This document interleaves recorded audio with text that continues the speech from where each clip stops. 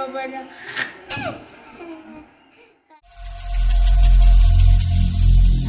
Every single day. Hi guys, tingnan niyo sa Melbourne. Look, hail. Oh my gosh, nag-hail. Totoo talaga, look. May ulan pa din, tapos okay, hail talaga.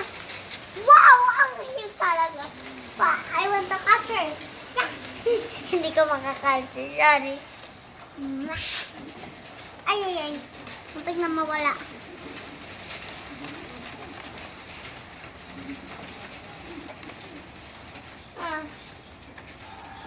Kaya na pa.